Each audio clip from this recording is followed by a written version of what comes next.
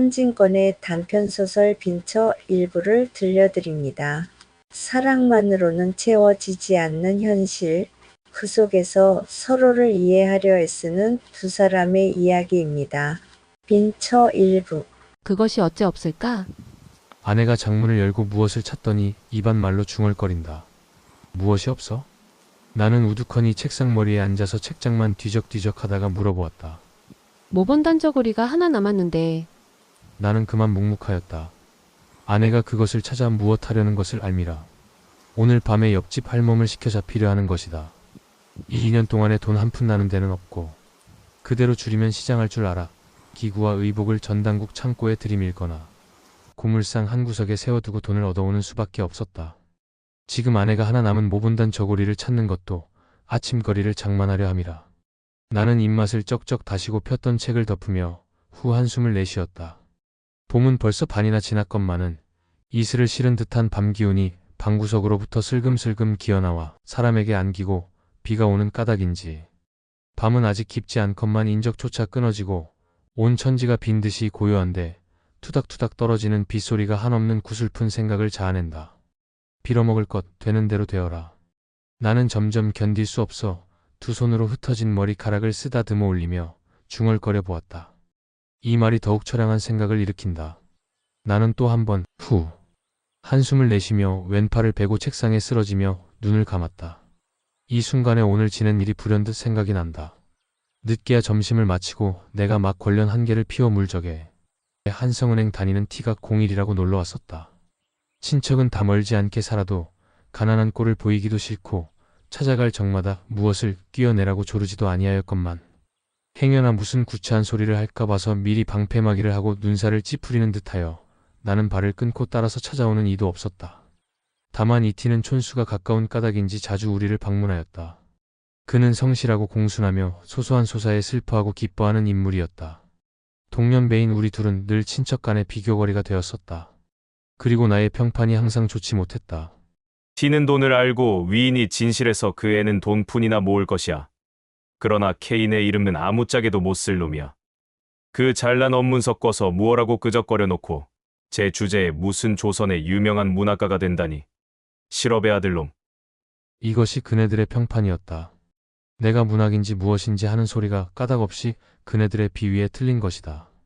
더군다나 나는 그네들의 생일이나 혹은 대사 때에 돈 한 푼 이렇다는 일이 없고 T는 소위 착실히 돈벌이를 하여 가지고 국수밥소래나 보조를 하는 까닭이다. 얼마 아니 되어 T는 잘 살 것이고 K는 거지가 될 것이니 두고 보아. 오촌 당숙은 이런 말씀까지 하였단다. 입 밖에는 아니 내어도 친부모 친형제까지라도 심중으로는 다 이렇게 생각할 것이다. 그래도 부모는 달라서 화가 나시면 내가 그리하다가는 말경에 비렁뱅이가 되고 말 것이야. 라고 꾸중은 하셔도 사람이란 늦복 모르느니라. 그런 사람은 또 그렇게 되느니라. 하시는 것이 스스로 위로하는 말씀이고 또 며느리를 위로하는 말씀이었다.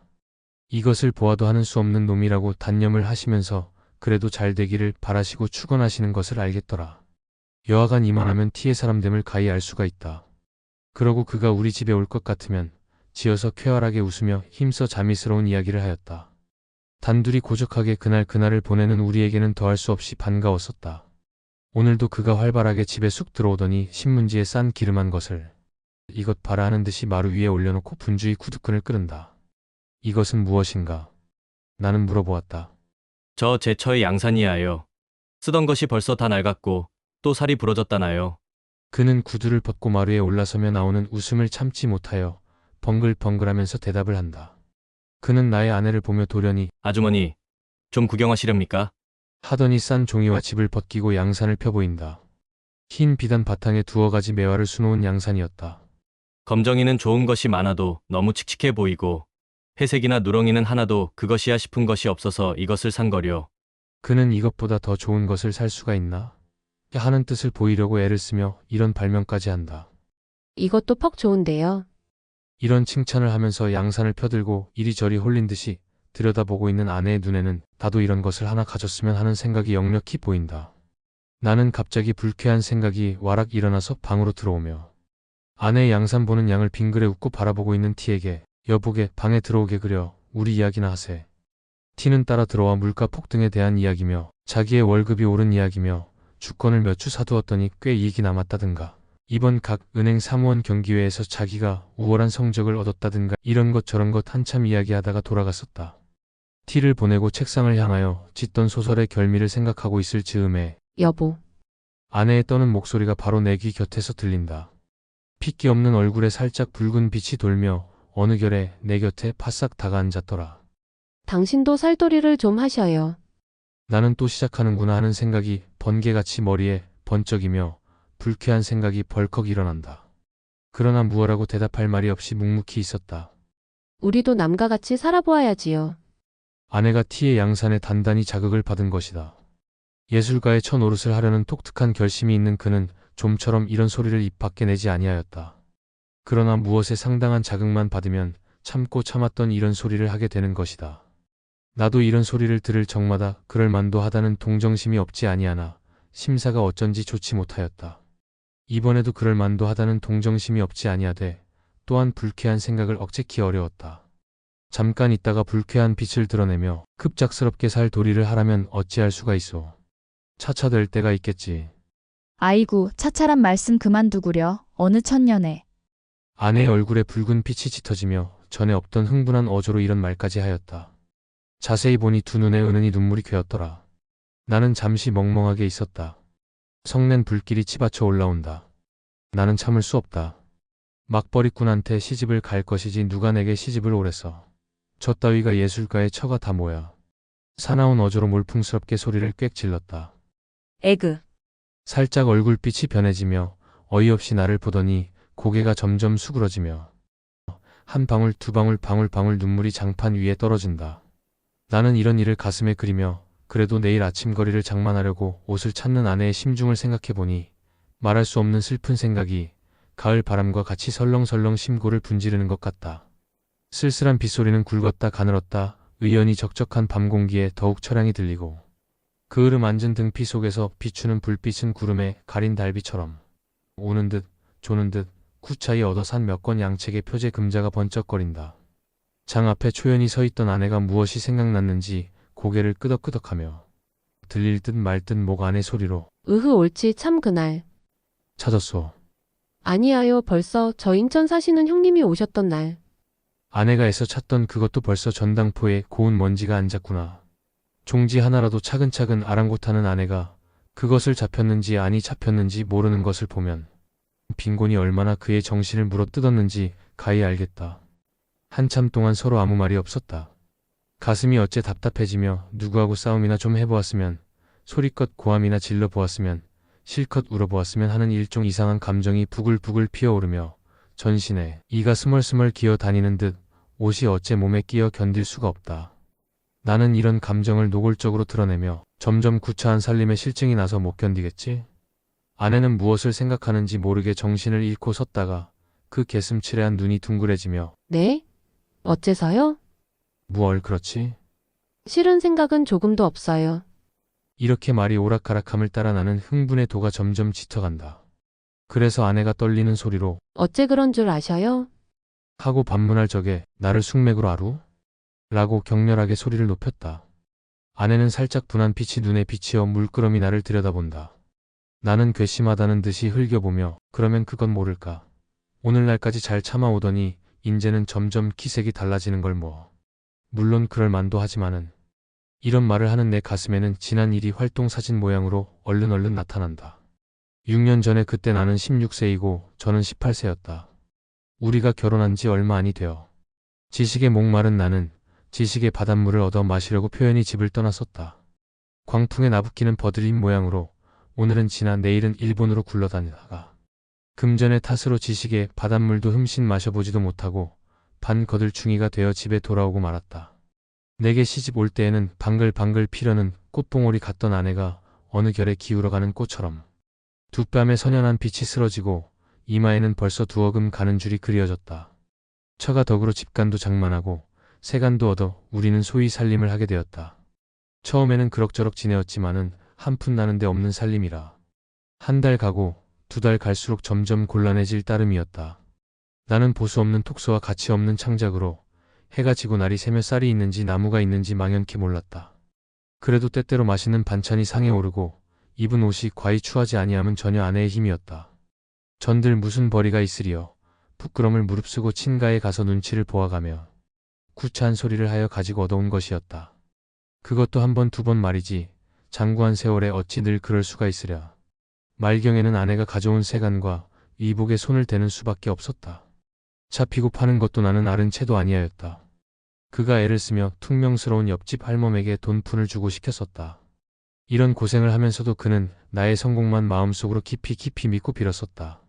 어느 때에는 내가 무엇을 짓다가 마음에 맞지 아니하여 쓰던 것을 집어던지고 화를 낼 적에 왜 마음을 조급하게 잡수셔요.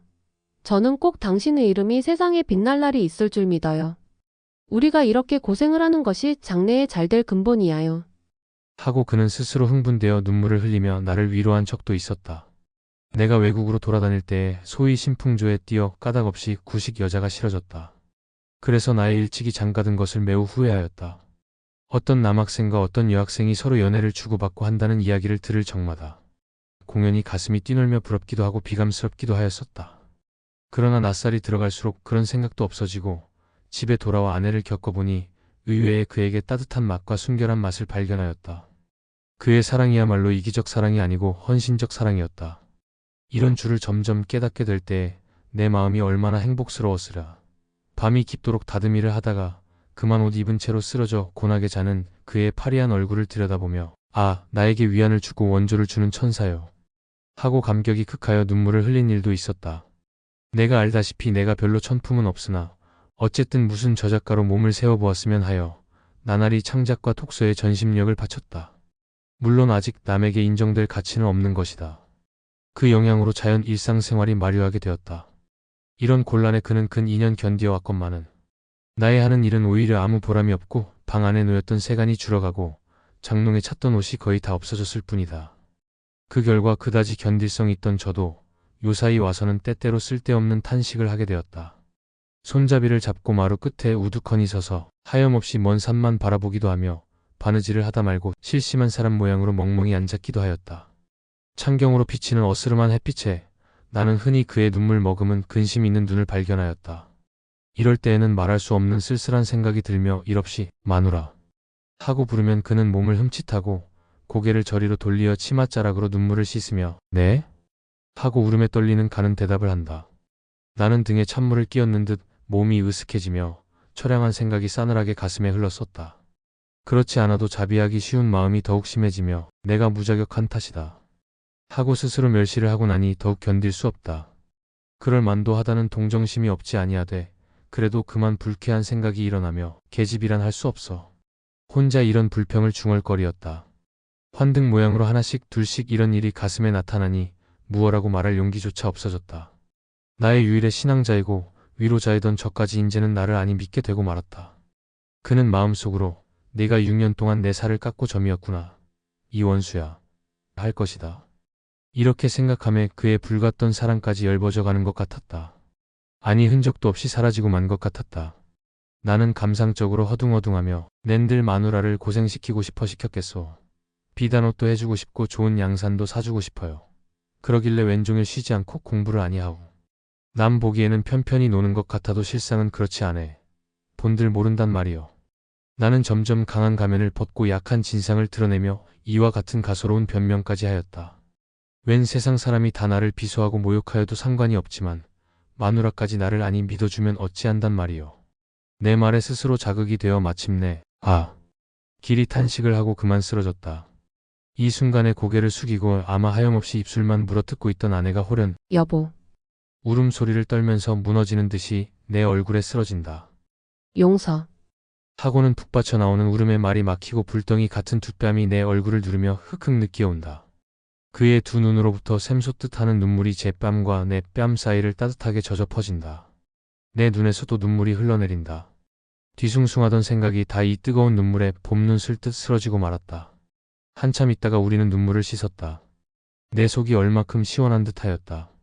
용서하여 주셔요. 그렇게 생각하실 줄은 몰랐어요. 이런 말을 하는 아내는 눈물에 불어오른 눈꺼풀을 아픈 듯이 꿈적거린다. 암만 구차하기론이 실증이야 날까요? 나는 한 번 먹은 마음이 있는데. 가만가만히 변명을 하는 아내의 눈물 흔적이 어릉어릉한 얼굴을 물끄러미 바라보며 겨우 심신이 가뿐하였다. 어제 일로 심신이 피곤하였던지 그 이튿날 늦게야 잠을 깨니 간밤에 오던 비는 어느 결에 그치었고 명랑한 햇발이 미닫이에 높았더라. 아내가 다시금 장문을 열고 잡힐 것을 찾을 즈음에 누가 중문을 열고 들어온다. 우리는 누군가하고 귀를 기울일 적에 밖에서 아씨, 현진권의 대표 단편 빈처 일부였습니다. 조금 쓸쓸하고 현실적인 이야기였지요. 다음 2부에서 그들의 마음이 어디로 향하는지 이어가겠습니다. 구독과 좋아요, 댓글 한 줄은 시샘달 이야기에게 따뜻한 응원입니다.